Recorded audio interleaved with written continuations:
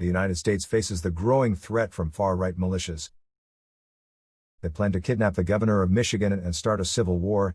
The arrest of 13 men a few weeks before the American presidential election has shed light on the existence of the extreme right-wing armed groups that constitute, according to the federal police, the main terrorist threat under the mandate of Donald Trump. A heterogeneous movement. Armed groups with right-wing ideologies and various motivations have long been part of the American landscape. When Donald Trump came to power, they came out of anonymity by participating in the far-right rally in Charlottesville, Virginia in 2017, protests against containment measures to fight the coronavirus in the spring, or during protests against police brutality since this summer. The best-known 3%ers, Oath Keepers, Proud Boys, Boogaloo's Bois or Patriot Prayer, have in common the defense of the right to own a gun and hostility to government, authority or leftist ideas. Some are advocates of white supremacy and have ties to neo-Nazi movements or view law enforcement agencies as agents of authoritarian government. Others are planning a national revolution or race war. They sometimes subscribe to the theses of the far-right conspiracy movement QAnon, which claims that Donald Trump is waging a secret war against a global liberal sect made up of Satanist pedophiles.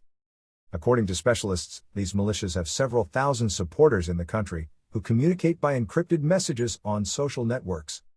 Removal Project. Most of the 13 men arrested Thursday in Michigan adhere to the Boogaloo ideology, and several of them were members of a local group called Wolverine Watchmen. The Boogaloo movement, which brings together neo-Nazis as well as far-right anarchists, wants to overthrow the government through civil war. His supporters can be recognized by the Hawaiian shirts they wear over military attire. Several Wolverine members participated in protests against the restrictions in Michigan by Governor Gretchen Whitmer, claiming it violated their rights.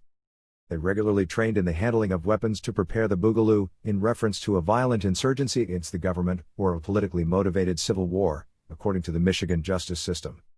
Terrorist threat. The FBI believes that far-right activists, isolated or within small groups, have been the main threat of domestic terrorism in the United States since 2019.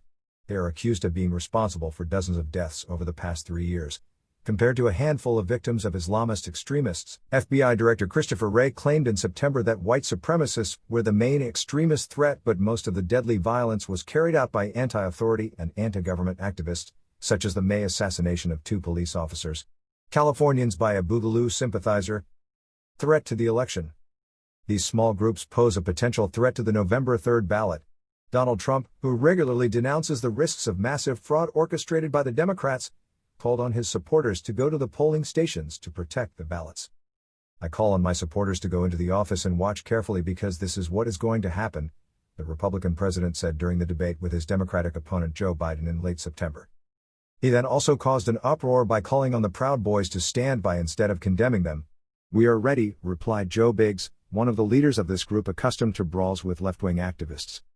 In states that allow the carrying of weapons in public space, it is difficult to prevent militias or armed militants from gathering in front of polling stations, as long as they do not make direct threats.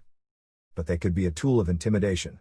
Christopher Wray recently said that the FBI was concerned about the risk of violent clashes between far-right militias and activists declaring themselves anti-fascist ahead of the election.